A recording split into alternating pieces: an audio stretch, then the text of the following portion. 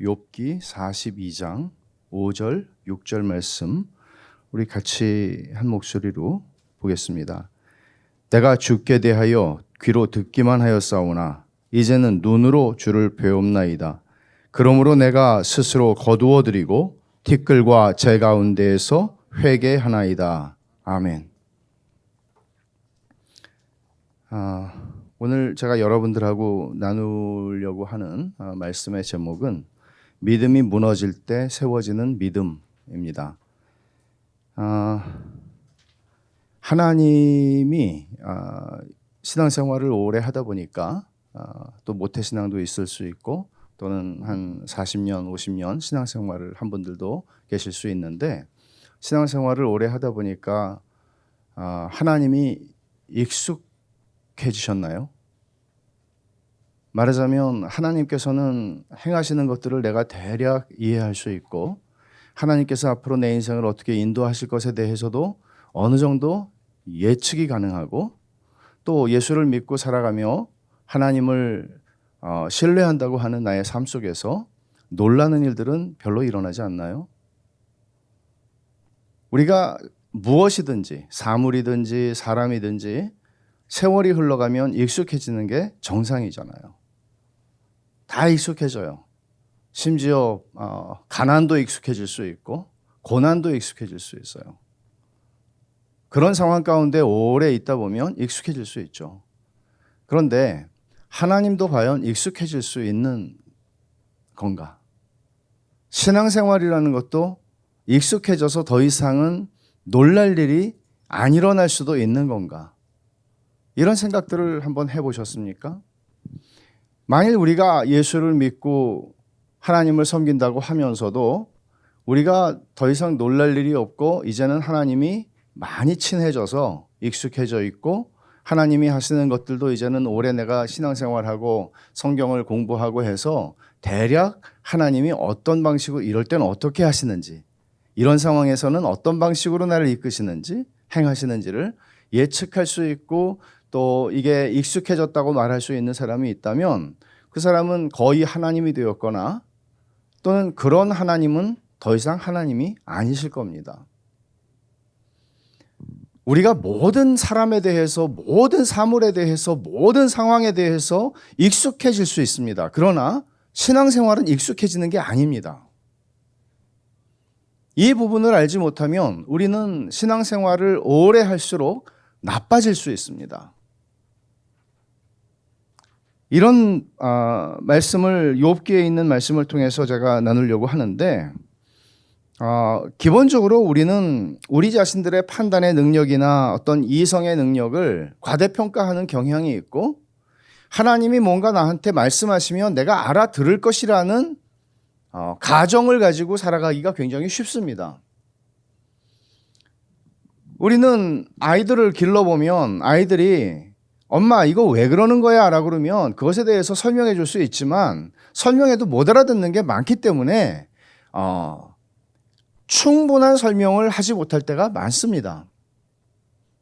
근데 하물며 어떻게 하나님께서 우리에게 이해시키기 위해서 또는 우리를 납득시키기 위해서 뭔가를 말씀하실 때 우리는 충분히 이해할 수 있고 알아들을 수 있고 납득할 수 있다고 감히 판단할 수 있겠습니까? 근데 놀랍게도 기본적으로 이런 생각을 여러분들이 수긍을 함에도 불구하고 우리의 어떤 특정한 상황에 이르게 되면 우리는 뭔가 내가 이해할 수 있다고 생각한단 말이에요. 착각한단 말이에요.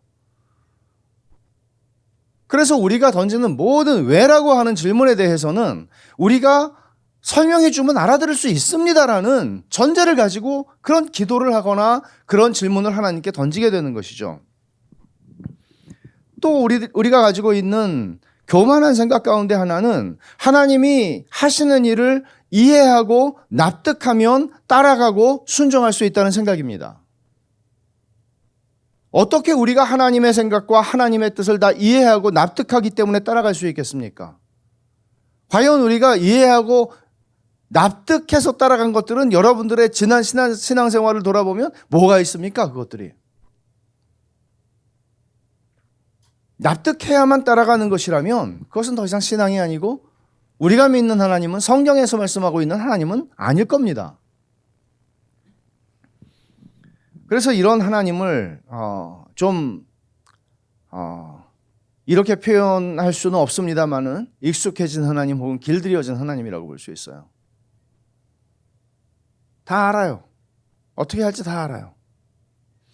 심지어는 목사들이 하는 역할이 이런 것들이 이런 표현을 절대 쓰지 않죠. 절대 쓰지 않죠. 그러나 그럼에도 불구하고 이런 생각들을 가지고 있는 그런 무리들이 있거나 그럴 때 그들의 영적 지도자들은 어떤 사람들이 되는가 하면 하나님 사용법을 가르치는 사람들이 돼요. 이럴 땐 이렇게 하세요.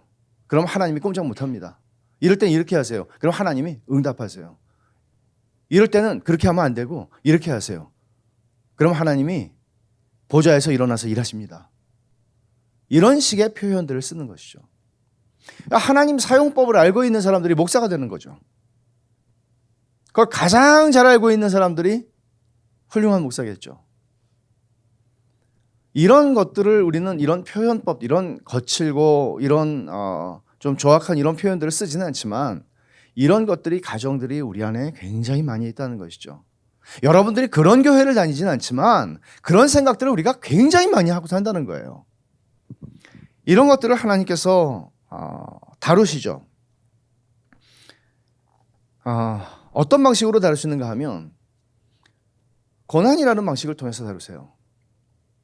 왜냐하면 다 지금까지는 기도하면 응답받고 기도하면 응답받고 때로는 기도하지 않고 생각만 해도 하나님은 응답하시고 기도하려고 했는데 응답하시고 이런 경험 하잖아요. 그런데 어느 날 안 되는 거예요. 그게 고난이죠. 하나님은 분명히 지금까지 이렇게 하셨는데 달리 행하시는 거예요. 내가 생각할 때 이 정도 내가 하나님하고 씨름하고 하나님 앞에 매달리면 하나님 이렇게 하셔야 되는데 그렇게 안 하시는 거예요. 나는 하나님하고 친한 줄 알았고 하나님하고 굉장히 익숙해져서 하나님하고 동행하는 게 그냥 즐겁기만 하고 언제든지 내가 생각하는 대로 하나님도 생각하시는 줄 알았는데 그렇지 않은 거를 경험하는 것이요. 그게 고난이에요. 고난이라는 수단을 통해서 하나님께서는 익숙해진 하나님에 대한 우리의 생각을 깨뜨리시는데 그것이 믿음이 무너질 때 세워지는 믿음이라고 하는 제목에서 믿음 A예요. 그런 믿음이 깨지는 거예요. 나는 하나님 믿고 있다고 생각했고 나는 하나님 알고 있다고 생각했고 나는 하나님 사랑하고 있다고 생각했고 하나님처럼 좋은 분이 없다고 생각했고 하나님은 so good. 근데 그렇게 생각하고 그렇게 고백하고 있던 나의 믿음이 무너지는 거예요. 그거는 익숙해진 하나님에 대한 우리의 환상을 깨뜨리시는 하나님의 방법인 거죠. 고난을 통해서 하나님은 그런 일을 하시는 것이죠. 여러분 그런 식으로 하나님을 10년, 20년, 30년 섬기게 되면 그 신앙은 참된 신앙인지도 분간할 수 없을 뿐만 아니라 그런 신앙은 결코 자라나지도 않고 하나님을 더 깊이 사랑하게 되지 않고 깊어지지 않습니다. 욥의 고난을 한번 생각해 보십시오. 오늘 욥이 이렇게 고백을 합니다. 내가 주께 대하여 귀로 듣기만 하였사오나 이제는 눈으로 주를 배웁나이다. 이런 고백을 쉽게 한 건 아니죠. 욥기 전체를 통해서 욥이 그 설명되지 않는 고난을 겪고 나서 그는 전에는이라고 말할 때 여러분 하나님이 이 고난이 찾아오기 전에도 욥의 믿음을 칭찬하셨잖아요. 그는 정말 훌륭한 믿음을 가진 사람이 하나님이 인정하시는 믿음이었습니다. 그러나 그는 정말 고백하기를 이렇게 고백하는 거죠. 귀로 들었던 하나님이었다고 그전에는. 근데 이제는 눈으로 뵌다고 말을 하면서 그는 이렇게 고백을 하죠. 6절에서 그러므로 내가 스스로 거두어드리고 티끌과 재 가운데 회개합니다. 회개를 한대요. 우리는 여기서 질문해야 되는 게 있는데 욥이 도대체 뭐를 회개한다고 그런 건가? 그게 중요한 거죠. 그냥 회개한다는 것이 중요한 것이 아니라 욥이 회개한 게 뭔가 정말. 우리는 사실 이 회개합니다라는 고백 말고 그가 어떤 회개의 고백을 했는지 성경이 기록하지 않아요. 그렇기 때문에 우리는 이 욥기의 본문을 통해서 우리는 어느 정도 합당하게 생각을 해야 돼요. 그럼 욥이 회개한다고 그런 건 뭘까요? 금방 생각하면 이런 걸 생각할 수 있죠. 하나님, 제가 너무 함부로 말했습니다. 하나님, 제가 너무 하나님한테 따지고 화를 냈습니다. 화낸 거 죄송합니다. 그런 이야기일 거라고 여러분 생각하십니까?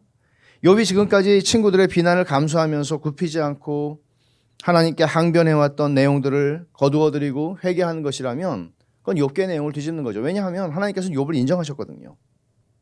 네 친구들 다 틀렸고 욥을 인정해 주셨어요. 그럼 욥이 지금 회개하고 있는 내용은 사실 다른 거란 말이에요. 여러분 7절부터 9절에 있는 말씀을 잠깐 보면 하나님께서 이렇게 말씀하세요. 여호와께서 욥에게 이 말씀을 하신 후에 여호와께서 대만 사람 엘리바스에게 이르실 때 내가 너와 네 두 친구에게 노하나니, 노한다고 그래요. 이는 너희가 나를 가리켜 말한 것이 내 종 욥의 말같이 옳지 않다. 그리고 그런즉 너희는 숫소 7과 순양 7을 가지고 내 종 욥에게 가서 너희를 위해 번제를 드리라. 내 종 욥이 너희를 위하여 기도할 것인즉 내가 그를 기쁘게 받으리니 너희가 우매한 만큼 너희에게 갚지 아니하리라. 이는 너희가 나를 가리켜 말한 것이 내 종 욥의 말같이 옳지 못함이라. 이에 대만 사람 엘리바스와 수아 사람 빌닷과 나아만 사람 소발이 가서 여호와께서 자기들에게 명령하신 대로 행하니라. 여호와께서 욥을 기쁘게 받으셨더라. 그러니까 욥이 여기서 이 회개한다고 하는 말은 하나님은 인정하시잖아요. 욥이 하는 말 같이 옳지 않았다 너희들은. 그러면 욥이 지금 회개한다고 하는 거는 저는 이렇게 이걸 한번 정리를 해봤어요. 들어보세요. 하나님, 저는 지금까지 제가 이 고난을 받을 만한 잘못을 한 일이 없고 떳떳하기 때문에 하나님께서는 이유를 알 수 없는 이 고난에 대해서 명명백백하게 제게 설명해 주셔야 한다고 생각했고 그래서 그렇게 소리를 질러왔습니다. 그러나 저는 이제 그런 제 주장과 하나님께 대한 요구를 거두어 드리겠습니다. 이제 하나님을 배웁고 나니 제가 하나님께 그런 설명을 요구할 수 있는 존재가 아니라는 사실을 알겠습니다. 하나님은 제게 설명해 주셔야 할 의무가 없으시고 저는 그런 걸 요구할 권리가 없습니다. 저는 하나님이 제게 설명해 주시고 제가 이 고난의 이유를 알아야만 하나님을 섬길 수 있을 거라고 생각했는데 지금 하나님을 배웁고 나니 하나님은 하나님이시기 때문에 우리의 모든 신뢰와 사랑과 절대적인 순종을 받으시기 합당하시다는 것을 비로소 알겠습니다. 저는 이제 제 마음과 제 뜻대로 하나님을 조종하고 싶어 했던 그 태도를 회개합니다.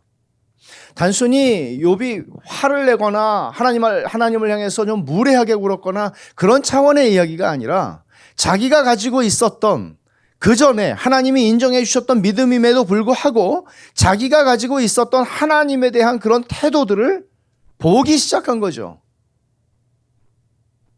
하나님이 예측할 수 없는 방향으로 그를 이끌어 가시자. 그럼 보기 시작한 것이죠. 자기 뜻대로 자기 마음대로 그리고 하나님은 나하고 거의 기호도 같으시고 취미도 같으시고 굉장히 비슷한 분이라고 생각을 하고 살아왔는지도 모르죠. 늘 하나님하고 친했고 사이가 좋았고 어김이 없었으니까 놀랄 일이 별로 없었으니까 이렇게 회개를 하는 이 대목이 하나님을 하나님으로 인식하고 하나님을 하나님의 자리에 모셔드리는 욥의 인생의 어떤 계기와 같은 것이 되는 거죠. 근데 이것은 욥기이기는 하지만 우리가 다 욥도 아니지만 사실은 우리를 위해서 하나님께서 주신 하나님의 말씀이란 말이에요. 그럼 하나님은 이런 방식으로 우리를 다루신다는 것을 우리는 이해할 수 있죠. 하나님이 이렇게 예측 불허로 내 인생도 이끌어 가실 수 있겠구나. 그리고 그때 우리로 하여금 보게 하시는 것은 바로 내가 그래도 이런 방식으로 의식 속에서 이런 방식으로 생각하지는 않았었는데 내 속 깊은 곳에는 하나님을 좀 내 뜻대로 이용하고 싶고 내 생각대로 하나님을 좀 끌고 가고 싶은 그런 욕구들이 나에게 있었구나. 정말 나는 하나님에게 요구할 수 있는 설명을 요구할 수 있는 사람이 아니구나. 하나님이 설명해 주신다 하더라도 나는 그것을 이해할 수 있고 납득할 수 있는 존재가 아니구나 하는 것을 깨닫는 것이죠. 우리 안에 저는 저 자신을 포함해서 우리 안에 그런 태도가 다 있다고 생각을 합니다. 하나님과 편하게 가고 싶은 하나님이 우리를 놀라게 하시는 게 별로 달갑지 않죠.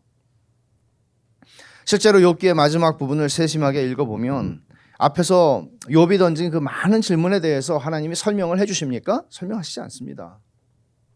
설명 안 하시죠. 그러니까 욥이 던진 질문은 왜였잖아요. 왜?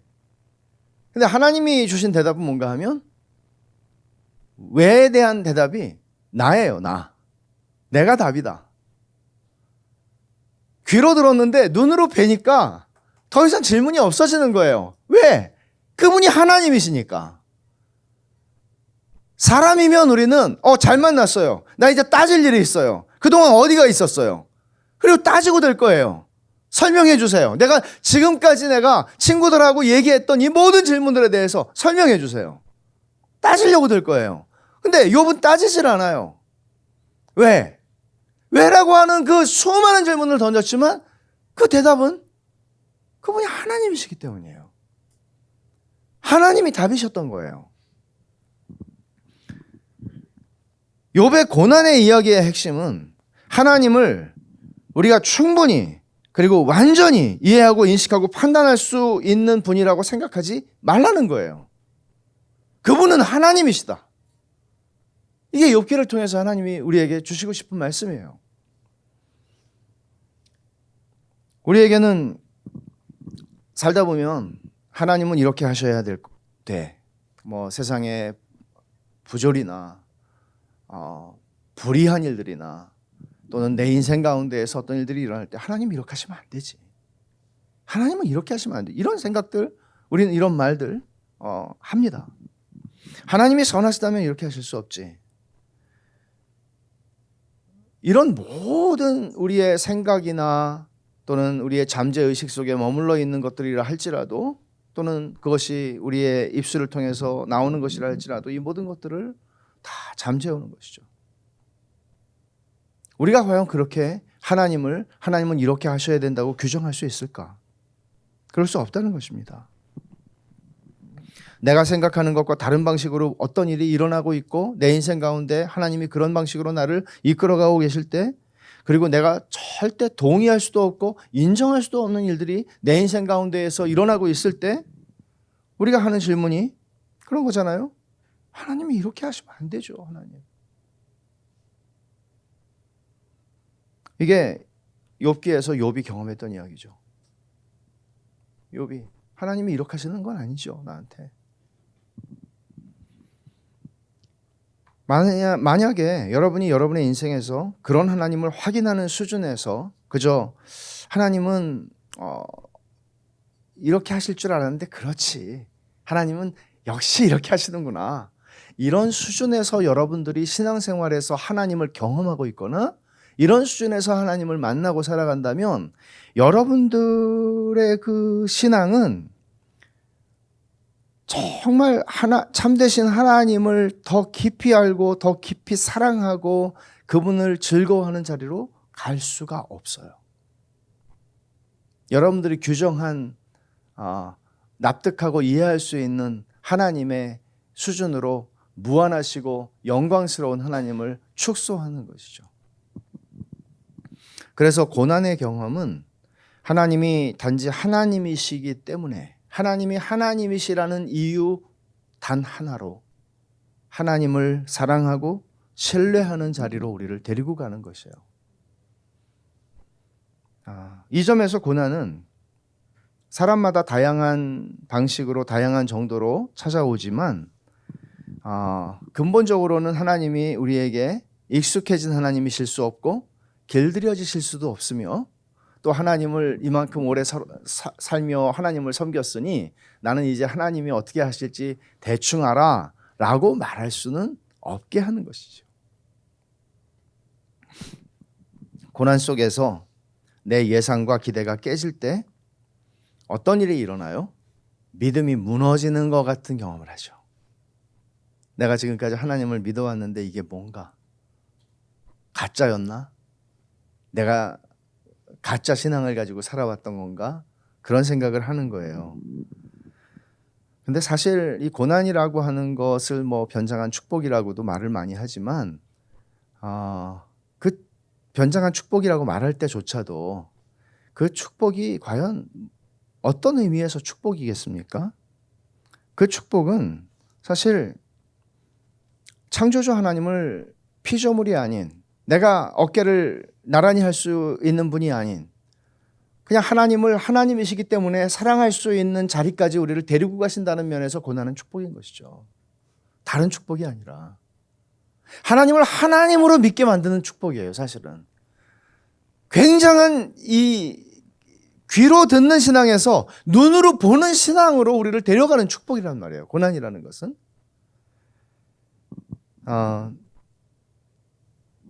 욥이 고난을 통해서 받은 축복이 바로 그런 것이죠. 하나님한테 설명을 요구하는 신앙이었었는데 이제는 하나님 자신이 답이 되는 신앙으로 간 거예요. 아마 여러분들 중에는 신앙생활을 하면서 하나님한테 설명을 요구하는 기도를 많이 해봤을 것입니다. 저도 마찬가지고요. 도대체 일어나는 일을 나는 이해할 수가 없으니까. 나는 하나님께 내 인생을 드려서 하나님을 잘 섬기려고 그러는데 도대체 내 인생에 왜 이런 일들이 일어나는지를 설명이 안 되니까 왜 하나님이 나를 저주하시는 거지? 난 하나님을 사랑하고 하나님을 섬긴다고 그러는데 왜 하나님은 나를 저주하시는 것처럼 느껴지지? 이런 생각이란 말이에요. 그래서 믿음이 무너지고 믿음이 세워지는 축복이 사실은 고난이라고 하는 우리를 좀 놀라게 하시는 그런 일을 통해서 일어나요. 일반적으로. 그래서 시편 기자도 이렇게 고백하잖아요. 고난당하기 전에는 내가 그릇 행하였더니 이제는 주의 말씀을 지키나이다. 고난당한 것이 내게 유익이라. 이로 말미암아 내가 주의 율례들을 배우게 되었나이다. 성경의 전부 이런 고백들은 다 욥기에 있는 이 고백하고 다 비슷한 고백들이에요. 사실은. 그리고 우리의 고백도 마찬가지예요. 우리 인생에서 우리가 겪는 고백, 우리가 겪는 고난을 통해서 고백하는 것도 마찬가지예요. 그래서 이 고난을 통해서 거의 생각할 수도 없는, 말도 안 되는, 믿어지지도 않는 그런 신앙의 경지로 우리를 데리고 가신다니까요. 고난은 이런 방식으로 하나님께서 우리를 다루시는 하나의 방식인데, 또 하나 우리의 신앙을 연단하는 차원이 있어요. 그렇게. 근데 또 하나는 뭔가 하면 우리의 신앙을 증명하고 입증하세요. 우리 자신들에게. 하나님이 아브라함한테 이삭을 번제로 바치라고 하셨을 때에도 우리가 잘 아는 것처럼 순종을 하죠. 그리고 데리고 가서 3일 동안 데리고 가서 하나님이 명하신 산에서 아들을 묶어놓고 제단 위에 올리고 이제 칼을 들어서 아들을 제물로 바치려고 하는 그 순간에 하나님께서 막으시죠. 아브라함아 아브라함아 하면서. 근데 뭐라고 그러시나 하면 내가 내 아들 독자까지도 내게 아끼지 아니하였으니 내가 이제야 네가 하나님을 경외하는 줄을 아노라. 아브라함의 엄청난 순종, 이런 순종이 세상에 어디에 있어요? 자기 아들을 그 독생자를 하나님께서 우리에게 주시는 그림을 보여주신 것인데 이런 순종이 세상에 어디 있어요? 근데 이런 순종을 한 아브라함을 보고 야 이제 알았다. 네가 진짜 나를 경외하는구나. 그런 차원이 아니라 하나님이 그걸 모르셨나요? 이거를 하나하나 이렇게 보셔야만 하시나요? 그런 차원이 아니라 아브라함을 사실은 놀라게 하시는 거거든요. 아브라함아, 네가 나를 이렇게 경외하는 줄 너 이제 아니? 네가 나를 이렇게 경외해. 네가 나를 이렇게 사랑해. 이게 뭐예요? 이거는 납득이 되는 명령이 아니에요. 하나님이 설명을 해주셔서 설명을 알아들을 수 있는 차원의 얘기가 아니에요. 이거는. 그러니까 아브라함은 어디로 지금 와 있나 하면 그 인생에서 하나님을 40년 정도 따랐겠죠. 한 40년 정도 따랐는데 이제 어디로 와 있나 하면 하나님이 하나님이시기 때문에 하나님을 섬기는 거예요. 하나님이 하나님이시기 때문에 그분이 무슨 말씀을 하시든지 나는 그렇게 가는 거예요. 이게 기독교 신앙이에요.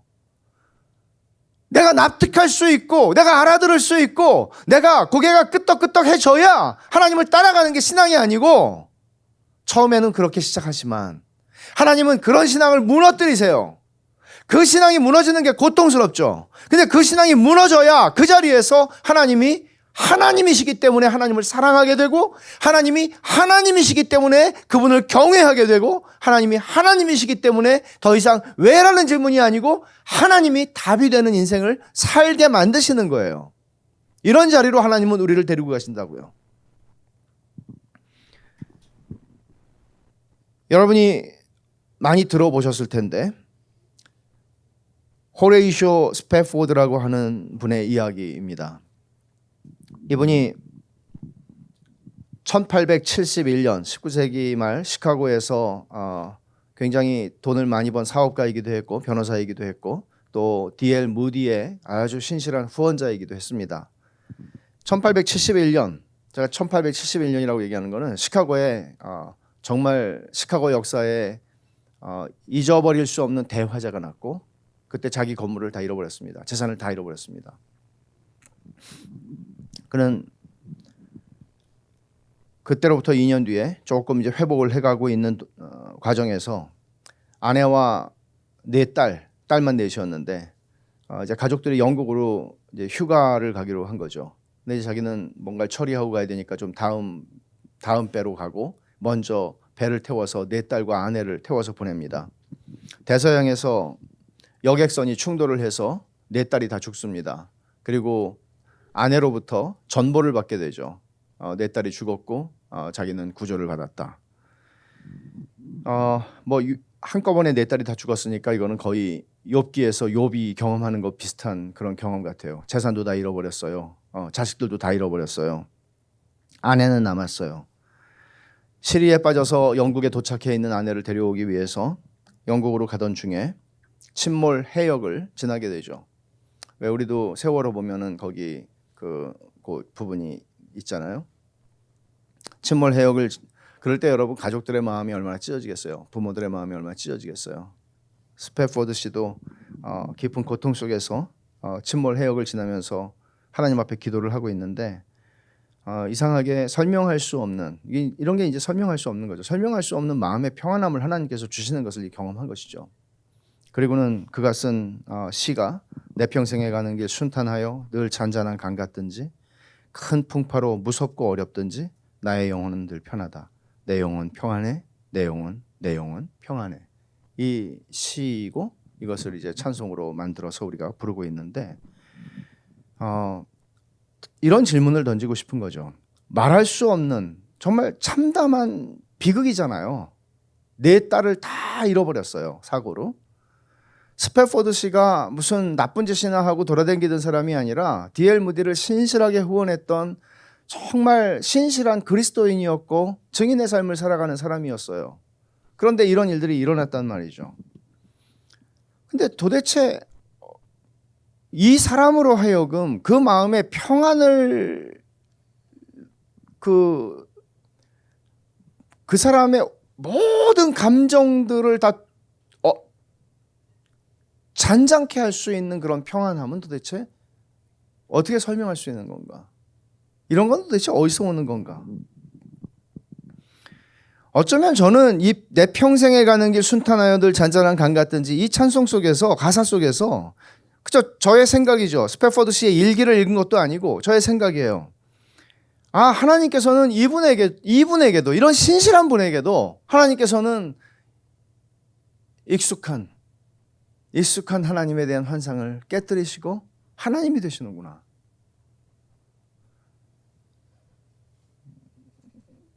순탄하여 늘 잔잔한 강 같은 것이 어쩌면 그분의 삶이었습니다. 1871년 대화재 전까지만 하더라도 화재가 나고 내 딸을 다 잃어버리고 그런 일들을 겪으면서 하나님께서는 스패포드 씨의 믿음을 이런 욥을 인도하셨던 아브라함을 데리고 가셨던 그런 자리로 하나님 데리고 가시는 것 같아요. 이제 제가 고난 속에 있는 사람이 어떻게 위로를 받을 수 있는지를 잠깐 설명을 할게요. 고난 속에 있을 때 우리는 위로받기를 원해요. 다 그렇죠. 위로받기를 원해요. 근데 위로를 해보려고 해보신 분들은 알겠지만 세상에 제일 어려운 게 위로예요. 내가 그 사람이 처해 있는 그 자리로 뚫고 들어가서 그 사람과 함께 그 일을 겪으면서 뭘 하지 않는 한 우리는 정말 위로하기가 어렵다는 생각을 많이 하게 돼요. 제가 이런 상황 가운데 우리가 있을 때 우리를 위로하는 물론 우리의 우는 자와 함께 우는 우리의 믿음의 동료들이 있기 때문에 우리가 얼마나 큰 힘을 받고 하나님께서 그런 지체들을 통해서 우리를 얼마나 크게 위로하시는지 알아요. 그러나 그 위로의 가장 중요한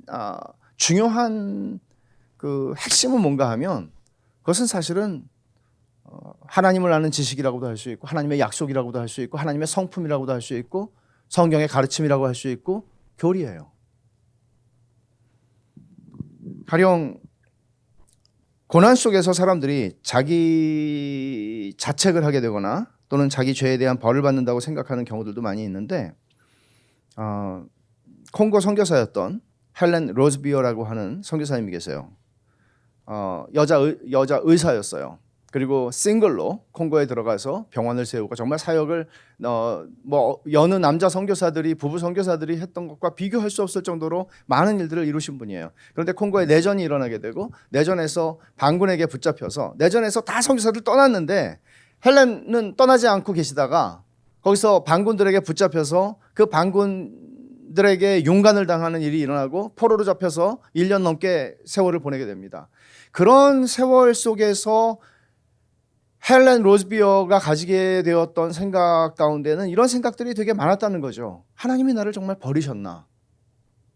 어떻게 내가 하나님을 위해서 콩고의 영혼들을 섬기겠다고 여기까지 와서 지금 이렇게 사역하고 있는데 어떻게 나를 하나님께서 이런 비참한 인생의 이렇게 비참한 자리로 나를 데리고 가실 수가 있나? 그리고 돌아보시지 않나? 시간은 흘러가고 있는데 풀려날 수 있는 기미가 없는 거죠. 고난 속에 있는 사람들은 이런 질문을 할 수 있습니다. 하나님이 나를 정말 버리신 건가? 이게 뭔가? 왜 대답이 없으신가? 그전에는 헬렌 로즈비어는 하나님과 깊이 교제하는 사람이었고 하나님과 정말 사이가 좋았던 사람이었어요. 이때 사이가 나빴다는 것은 아니지만 그렇게 하나님을 경험하던 사람이었어요. 근데 이런 생각에 이르게 된단 말이에요. 욥도 마찬가지였잖아요. 이게 뭔가?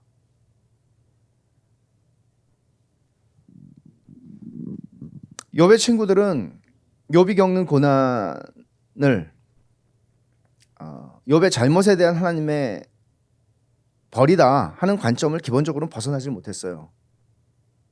답이 없는 거죠. 근데 성경이 우리에게 뭐라고 말하죠? 그리스도의 구속의 교리를 생각을 해보십시오. 그리스도의 십자가가 우리에게 무엇을 말해줍니까? 주 예수님께서 십자가에서 다 이루셨다고 말씀하셨습니다. 그것은 우리에게 무엇을 말해줍니까? 우리가 하나님에게 받을 형벌은 존재하지 않는다는 것이죠. 왜냐하면 예수님께서 나의 받을 모든 형벌을 다 받으셨기 때문입니다. 하나님이 나를 엘리 엘리 라마 사박다니라고 예수님께서 기도하셨을 때 예수 그리스도를 버리셨기 때문에 하나님께서 나를 버리지 않으실 것이라는 말씀이잖아요. 예수 그리스도를 버리셨어요.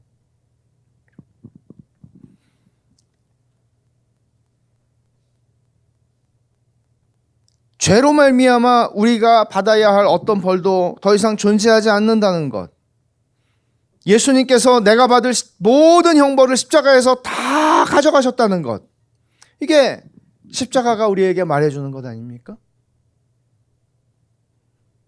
이런 교리는 고난 속에서 빛납니다. 여러분, 평상시에는 우리가 뭐 이렇게 교리를 배워야 되지? 목사님이 우리를 신학생으로 다 만들려고 그러나? 이런 생각도 할 수 있고 뭐 이렇게 많이 배워야 되지? 그러나 그 배운 것들이 언제 빛을 발하나 하면 고난 속에 있을 때예요. 고난 속에 있을 때 빛을 발해요. 고통 속에서 여러분들이 십자가로 증명하신 하나님의 사랑을 묵상한다고 생각을 해보십시오. 자기 아들을 아끼지 아니하시고 우리 모든 사람을 내어주시니가 어찌 그 아들과 함께 모든 것을 내어주시지 않겠느냐? 로마서 8장 32절에 한 그 말씀을 묵상한다고 생각해 보십시오. 그러면 어떻게 우리가 하나님이 악하시다고 말할 수 있겠습니까? 정말 우리가 배운 모든 구절과 교리들은 고난 속에서 빛이 납니다. 그리고 그거보다 더 위로가 되는 것은 존재하지 않습니다. 하나님은 당신의 아들을 죽이심으로써 내어주시고 죽이심으로써 우리에게 대한 자기의 사랑을 확증하셨고 당신의 선하심을 증명하셨는데 우리가 무슨 더 많은 사탕이 필요합니까? 하나님이 당신의 선하심을 증명하기 위해서 우리에게 무엇을 해주셔야 할 필요가 있겠습니까? 전능하신 하나님께서 우리에게 이러한 일을 허락하시고 나를 향해서 무한히 선하신 하나님이 나에게 이런 일을 허락하신다는 것은 나는 이해할 수 없고 나는 깨달을 수 없고 납득할 수도 없지만 하나님의 선하신 다른 목적이 있기 때문이라는 결론밖에는 얻을 수 없는 것이죠. 하나님의 예수 그리스도의 부활의 교리도 마찬가지입니다. 이러다가 죽으면 어떡하지? 아니, 이러다가 죽으면 부활할 것입니다. 우리의 죽음조차도 우리를 두렵게 만들 수 없고 부활의 교리는 우리가 죽음의 자리에 있을 때조차도 우리를 질식시키지 못합니다. 그 어떤 고난도. 하나님의 속성과 성품에 대한 교리들을 묵상하는 것도 이루 말할 수 없는 위로가 될 것입니다. 하나님의 존재와 영원하심과 불변하심과 무한하심과 그분의 전지전능하심과 편재하심과 지혜와 능력과 거룩하심과 선하심을 하나하나 여러분들이 묵상한다는 것은 우리의 모든 고난의 자리에서 빛나는 말씀의 능력으로 나타날 것입니다. 이런 말씀들을 통해서 하나님은 당신의 자녀들이 어떤 고난의 자리에 있을 때 그들을 믿음이 무너지는 것 같은 두려움 속에 있을 때 이 말씀들을 통해서 이 교리를 통해서 우리의 믿음을 진짜로 세워가시는 것입니다. 그래서 하나님의 말씀을 체계적으로 바르고 깊이 알아가는 것은 너무나 중요합니다. 왜냐하면 어떤 설명할 수 없는 일이 일어났을 때 그 일을 내가 어떻게 받아들여야 하는지에 대한 바른 틀이 교리이기 때문입니다. 잘못된 틀을 가지고 있기 때문에 고생은 고생대로 하고 고통은 비참한데 아무것도 얻지 못하는 일들이 얼마나 많이 일어나는지 알 수 없습니다.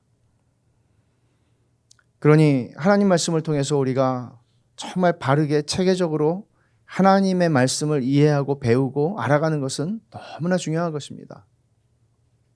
우리의 인생에 고난이 닥치기 전에. 제가 아주 좋아하는 작가 중에 미국 작가 중에 엘리자베트 엘리엇이라고 하는 분이 있는데 짐 엘리엇 부인으로 더 많이 알려져 있는 분이죠. 에콰도르의 선교사로 신혼 때 선교사로 가서 남편 5명의 젊은 선교사들이 다 창에 찔려서 죽게 되고 그때 그들의 나이는 짐 엘리엇은 29살이었고 그 친구들도 마찬가지로 다 30 위아래, 그저 30 정도 된 사람들이었습니다. 다 결혼한 사람들이었습니다. 나중에 엘리자베트 엘리엇이 남편을 죽인 아우카족에게 들어가서 복음을 전하게 되고 또 네이 세인트라고 하는 또 죽은 사람이 있는데 그 누이하고 레이첼하고 같이 들어가서 복음을 전하게 되죠. 그리고 믿는 사람들이 됩니다. 그 부족이. 참 놀라운 이야기죠. 근데 제가 여러분들과 함께 좀 주목하고 싶은 건 뭔가 하면 1956년 1월 초에 남편들이 5명이 다 죽었고 5명이 과부가 됐어요. 20대 대부분이. 아이들이 있는 사람들이었죠. 아기들이. 그때 이 부인들이 경험했던 그것은 뭔가 하면 믿음이 무너지는 경험이었습니다. 자기들은 결혼을 해서 선교사로 와서 근데 남편들이 다 죽었습니다. 1년, 2년, 3년 몇 년 살지도 않았습니다. 남편들과 다 죽었습니다. 믿음이 무너지는 경험을 한 겁니다. 이게 뭔가? 무너지는 믿음과 그녀들은 싸워야 했습니다. 그리고 자기들의 믿음이 무너지는 경험을 통해서 그녀들은 정말 자신들의 믿음이 세워지는 경험을 하게 되는 것이죠. 이후에 엘리자베트 엘리엇은 어린 딸 발레리를 데리고 이제 그들에게로 들어가게 되는 거예요. 이런 이야기인데 그녀가 쓴 책 가운데 열정과 순결이라는 책이 있는데 제가 좋아하는 대목이 있어요. 읽어드릴게요. 일관적이고 의심할 수 없는 하나님의 탁월한 관리 능력에 우리의 가장 간절한 목표를 맡기고 그분이 그분의 방법과 시간 안에서 그 일을 그분의 뜻대로 이루어 주실 것이라고 믿는 것이 신앙이다. 다시 한번 읽어드릴게요. 일관적이고 의심할 수 없는 하나님의 탁월한 관리 능력에 우리의 가장 간절한 목표를 맡기고 그분이 그분의 방법과 시간 안에서 그 일을 그분의 뜻대로 이루어 주실 것이라고 믿는 것이 신앙이다. 동의하십니까?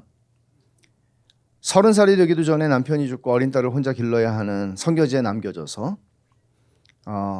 그녀가 그렸던 그림은 아니었습니다. 이것은 그런 그림을 그릴 수 있는 사람은 아무도 없습니다. 그런데 하나님은 그 일을 허락하셨습니다. 때로는 우리의 삶도 우리가 그리는 대로 가지 않죠. 안 그린 것만 살고 있어요. 예상치 않은 일만 일어나요. 인생에서. 그래서 예상치 않은 일이 일어나는 것도 익숙해지기도 하는데 그 정도로 내가 살고 싶은 삶이 아닌 것이 너무나 많아요. 근데 그런 삶 속에서 하나님께서는 저와 여러분들 모두의 삶 속에서 때때로 익숙해지려고 하면 고난이라는 걸 통해서 우리를 깨우실 거예요.